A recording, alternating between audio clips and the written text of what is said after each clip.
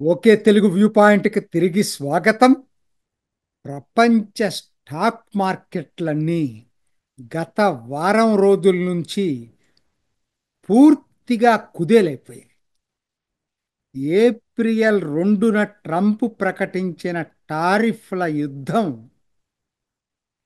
Stock మార్కెట్లని అతలాకుతలం చేసింది. Reciprocal టారిఫ్ల పేరుతోటి. నిజానికి అది రెసిప్రోకల్ టారిఫ్లు కాదు, ట్రేడ్ డెఫిసిట్ని ఆధారంగా చేసుకొని ఆ రేట్లు ఇచ్చారు తప్పితే యాక్చువల్ అది టారిఫ్ వర్సెస్ రెసిప్రోకల్ టారిఫ్స్ కాదు. అయితే దానికి ఒక అందమైన పేరు, నేను తగ్గిస్తున్నానని చెప్పి డిస్కౌంటెడ్ రెసిప్రోకల్ టారిఫ్స్ అనే పేరుతోటి ప్రతి దేశం మీద విధించాడు. ఇది మొత్తం మీద ఇది ఒక యుద్ధం చేశాడు అనుకోండి. అయితే ఇదేదో ఇప్పుడు కొత్తగా అందరు అనుకుంటున్నారు, కానీ ఆయన ఫస్ట్ ఫేజ్లోనే దీని గురించి టారిఫ్ల మీద ఆయనకు మొదటి నుంచి టారిఫ్ల మీద చాలా ఎక్కువ ప్రేమ ఉంది ట్రంప్కి. అంటే ఒక్క మాటలో చెప్పాలంటే అమెరికా దేశం కోణంలో చూసుకున్నప్పుడు తను చెప్పే దాంట్లో కొంత వాస్తవం ఉంది. అమెరికా దేశాన్ని వ్యాపారం పేరుతోటి ప్రతి దేశం వాడుకున్నాయి అనేది తన వాదన. పూర్తిగా కొట్టేయలేం దాన్ని, ఎందుకంటే వాళ్ళ దేశ కోణం నుంచి చూసినప్పుడు.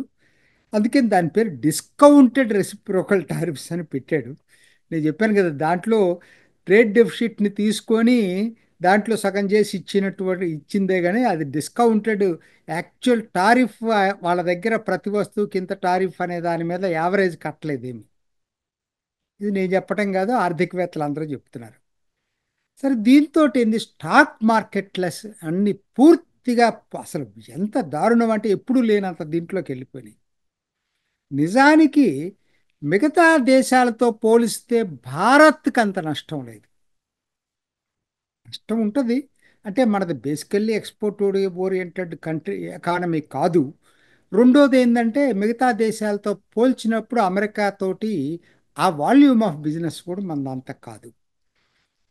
లాంగ్ రన్లో చైనా, వియత్నాం లాంటి దేశాలు నష్టపోయే కొద్దీ భారత్కి లాభపడుతుంది అనేటువంటిది ఆర్థికవేత్తలు చెప్పింది. సరే, ఇవాళ అది లేదనుకోండి. ఎందుకు నేను ఇవాళ లేదని చెప్తున్నానంటే, ఈరోజు అంటే యాక్చువల్గా అది మన వీడియో రిలీజ్ అయ్యేటప్పటికి రేపు పొద్దున అక్కడ రిలీజ్ అవుతుంది. నేను ముందు రోజు ఇక అమెరికాలో నుంచి చేస్తున్నాను కాబట్టి ఇప్పుడు ఇంతకు ముందే కొన్ని గంటల ముందు ట్రంప్ టారిఫ్లకి 90 రోజుల విరామం ప్రకటించాడు.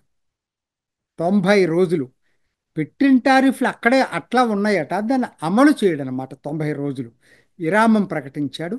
చైనా తప్పితే. చైనానే కాదు, చైనా ఇప్పటికే ఎక్కువ టారిఫ్లు వేసినటువంటి కెనడా, మెక్సికో, ఈ 3 దేశాలు తప్పితే మిగతా దేశాలన్నిట్లో కూడా 10% బేసిక్ టారిఫ్ అని ఒకటి వేశాడు. మిగతా అన్నీ కూడా విరామం ప్రకటించాడు. ఇత్రా చేసుకో, దీంట్లోనే ఉంది మతలబ్. ఎందుకనంటే ఇవాళ ఒకటి, అమెరికా స్టాక్ మార్కెట్లు పడిపోవటం, ముఖ్యంగా బాండ్ మార్కెట్ చాలా కుదేలైపోతుంది. అది ఆయన్ని వర్రీ చేసి ఉండొచ్చు, లేదంటే వ్యూహాత్మకంగా వ్యవహరించుండొచ్చు. ఏంటి వ్యూహం? ఆయన ఎప్పటి నుంచో చెప్తున్నాడు, వచ్చిన కాడ నుంచి టారిఫ్లు విపరీతంగా వేశారు ఇతర దేశాల వాళ్ళు, భారత్ను కూడా విమర్శిస్తూ వచ్చాడు. అయితే విమర్శించటం వేరు, దాని సొల్యూషన్ ఏంటని చూసుకున్నాడు. టారిఫ్లు ఒక్కసారి ప్రకటించేటప్పటికి ప్రతి దేశం కంగారు పడిపోయి అమెరికాని కాంటాక్ట్ చేసి, మేము టారిఫ్లు తగ్గిస్తాం, మీరు టారిఫ్లు తగ్గిస్తాం అని చెప్పి ప్రతి దేశం మాట్లాడింది. ఇది నిజం, భారత్ కూడా మాట్లాడింది, ఫాస్ట్ ట్రాక్ చేసింది ట్రేడ్ ఒప్పందం.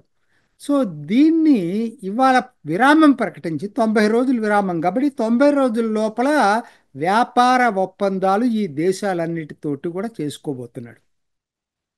ఇది తన స్ట్రాటజీలో భాగం అయ్యుండొచ్చు. అంటే ఇది ఇంకొకటి ఏంటంటే, ఇండియాకి ఎందుకు బెటర్ అంటున్నానంటే, చైనా విషయంలో రాజీ పట్టలేదు. చైనా, అమెరికా ఇద్దరు ఒకరి మీద ఒకరు పరస్పరం యుద్ధం చేసుకుంటున్నారు. ఎవరు ముందుగా తగ్గుతారు అనేది ఇప్పుడు చెప్పలేం. చూద్దాం పరిస్థితులు ఎట్లా ఉంటాయో. నిజంగా ఇది కంటిన్యూ అయినా కూడా భారత్కి చాలా మంచి జరుగుతుంది. అది మాత్రం వాస్తవం.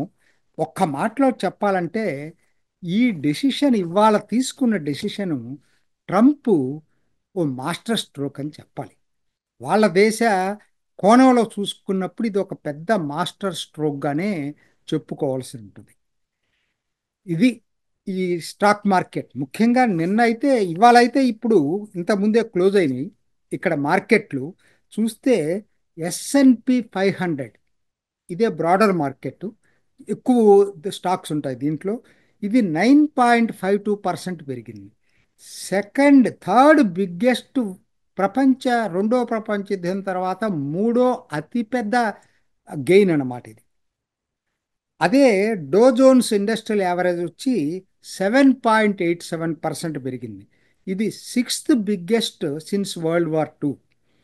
తర్వాత నాస్డాక్ కాంపోజిట్ ఇది ఎక్కువ tech dominated stock exchange. Nasdaq composite 12.16%, second highest దాని చరిత్రలో. సో ఇదండి.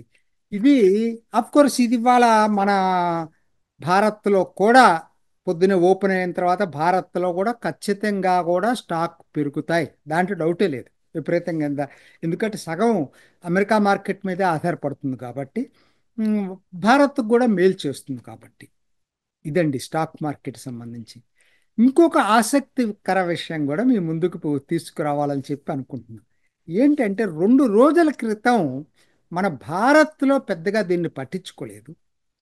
అంటే ఎప్పటి నుంచో చెప్తున్నాడు కదా, యుఎస్ సైడ్ అంతా కూడా మేము తీసేస్తామని చెప్పి చెప్తున్నాడు ట్రంప్. అందులో భాగంగా ఏంటంటే ప్రపంచ ఆహార పథకం, వరల్డ్ ఫుడ్ ప్రోగ్రామ్ అని ఒకటి ఉంది. అంటే అతి పేద దేశాలకు తక్షణ ఆహారం అందించటం, లేకపోతే న్యూట్రిషస్ ఫుడ్ అందించటం, ఇది దీని ప్రధాన లక్ష్యం. అతి పేద దేశాలండి. ఆయన ఒక 2-3 రోజుల క్రితం అమెరికా ఒక నిర్ణయం తీసుకుంది. $1.3 బిలియన్ విలువ చేసే ఈ సహాయాన్ని నిలిపేసింది 14 దేశాలకి. $1.3 బిలియన్. అందులో ఏమున్నాయో తెలుసా మీకు? ఆఫ్ఘనిస్తాన్ $562 మిలియన్ ఆర్థిక సహాయం ఈ ఆహారం కోసం, పేద ప్రజల కోసం అక్కడికి అమెరికా ఖర్చు పెడుతుంది. అది ఆప్ చేశారు. యెమెన్ అమెరికా మీద యుద్ధం చేస్తుంది ఒకవైపు, వాళ్ళకేమో అమెరికానేమో డబ్బులు ఇస్తా ఉంది $107 మిలియన్. అది సిరియా, ఇంకొక ముస్లిం దేశం $237 మిలియన్. సోమాలియా ఇంకొకటి $170 మిలియన్. గాజా యుద్ధం చేసే దేశం $12 million. Jordan, Iraq, Lebanon, Ecuador, Zimbabwe, ఇవండి ఈ దేశాలకి అమెరికా ఆర్థిక సహాయం చేస్తుంది. ఇందులో ఎక్కువ భాగం ప్రజలు అమెరికాకు వ్యతిరేకంగా మాట్లాడేవాళ్ళు. కొన్ని దేశాలు అయితే ఉగ్రవాదుల అధీనంలో ఉన్న దేశాలు. ఇప్పుడు ఆఫ్ఘనిస్తాన్, యెమెన్ ఉన్నాయనుకోండి, తాలిబాన్లు ఆఫ్ఘనిస్తాన్లో ఉన్నారు. యెమెన్ అయితే ఇవాళ కూడా నౌకల మీద దాడి చేస్తూ ఉంది కదా, యూరప్ మీద, అమెరికా మీద. మరి వాళ్ళకేమో ఆర్థిక సహాయం, అయ్యో పేద ప్రజలు ఉన్నారని చెప్పి అమెరికా ఆర్థిక సహాయం చేస్తుంది. ఇది ఎలన్ మస్క్ దృష్టిలోకి వెళ్ళినట్టుంది. ఆ డోజ్ దీంట్లో భాగంగానే ముందుగా దీన్ని మార్క్ రూబియోనే వీటికి సహాయం నిలిపేశాడు ముందు. అయితే ఇవాళ అది అమెరికా ప్రపంచ ఆహార పథకం ఆర్గనైజేషన్ అయితే లబోదిబోమంది. లేదండి వీళ్ళందరూ కనుక అయిపోతే ఆకలితో అలమటించి చనిపోతారు వీళ్ళందరూ కూడా. అరే, రెండో పదం చెప్పరు వాళ్ళు. ఉగ్రవాదుల చేతిలోకి వెళ్తున్నాయా నిధులు లేదా అది చెప్పరు, అది మాట్లాడరు.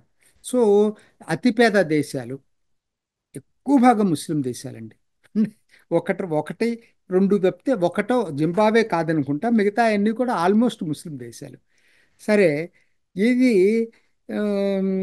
మొత్తం ప్రపంచ ఆహార పథకం అట మొత్తం $9.8 బిలియన్ ఖర్చు అవుతుంటే యుఎన్ఓ దీని కింద, అందులో $4.5 బిలియన్ సగం అమెరికానే ఇస్తుందండి. కానీ అమెరికాకు వ్యతిరేకంగా వీళ్ళు మాట్లాడతారు, అమెరికాకు వ్యతిరేకంగా ఆయుధాలతో పోట్లాడతారు. ఉగ్రవాద సంస్థలు. సో ఇప్పుడు కాకపోతే అమెరికా కాంగ్రెస్ కూడా అడిగింది, ఇది పేద ముస్లిం దేశాలు కదా, పేద దేశాలు కదా, ఆ సహాయం ఆపితే ఎట్లానని చెప్పి అడిగింది. సో తిరిగి మళ్ళా పునఃసమీక్షించుకొని ఆ, కొన్ని దేశాలకి Syria, Somalia, Jordan, Iraq, Lebanon, Ecuador వీటికి తిరిగి పునరుద్ధరించడానికి ఒప్పుకున్నారు. ఒప్పుకోని దేశాలు ముఖ్యంగా ఏంటంటే ఆఫ్ఘనిస్తాన్, యెమెన్.